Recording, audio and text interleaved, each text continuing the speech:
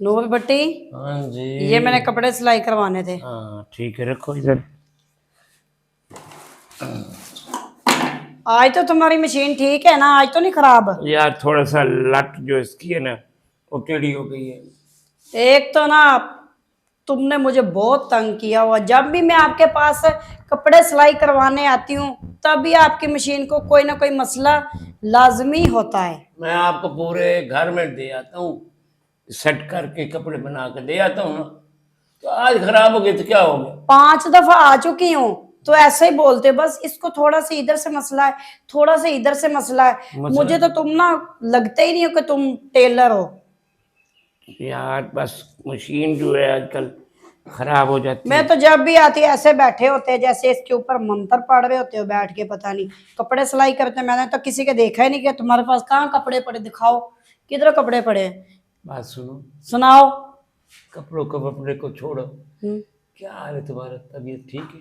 तो पहले कौन सा मुझे ड्रिप लगी थी? मेरे कपड़े सिलाई करो अब तो जो आप नाप लो। आप जो आए हो अभी गरम गरम होकर, किसी झगड़े तो नहीं करके आई?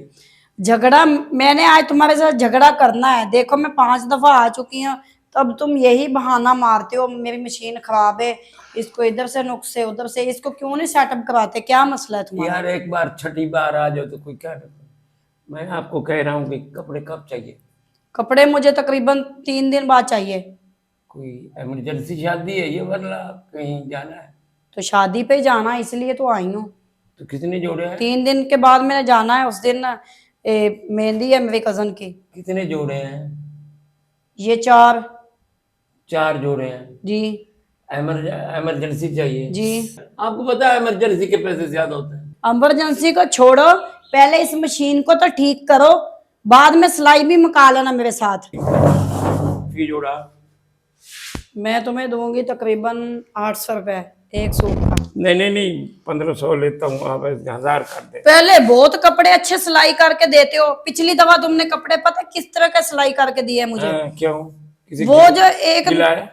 मेरी बात सुने, जो मेरी आपने एक शर्ट सिलाई की है वो ऐसे ऐसे है उसकी नुक्कर। नुक्कर ऐसे? अच्छा पर तो जो आपने पजामा अच्छा सिलाई करके यार, दिया है वो इधर आता है इधर। यार नाप तो ले लो। इतने गंदे कपड़े सिलाई करके देते हो, मैं फिर भी आपके पास आ जाती हूँ। मैं गंदा हूँ तो आप तो अच्छे हैं। ऊपर ऊपर बात करो। वैसे कभी टूथपेस्ट भी कर लिया करो। सॉरी इतनी बदबू आ रही है आपके मुंह से। मैंने कुत्ता खाया। मुझे लगता तो ऐसे ही है। उफ। चलो आपने कभी क्या मैंने कभी? यार आपसे आज नहा के आई? क्यों? बस खुशबू आ रही। इधर से कितनी मर्तबा नाप लोगे? एक दफा तो ले लिया है। वो ऊपर से लिया, अब नीचे से ले रहा हूँ।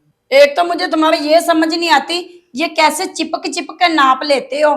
दूर खड़े होकर नाप नहीं ले सकते? मैं जब भी तुम्हारे पास आती तुम ऐसे ही नाप लेते हो। देखो आप वैद गाहक है मेरा, इतना खूबसूरत है जिसपे मेरा दिल आया हुआ है।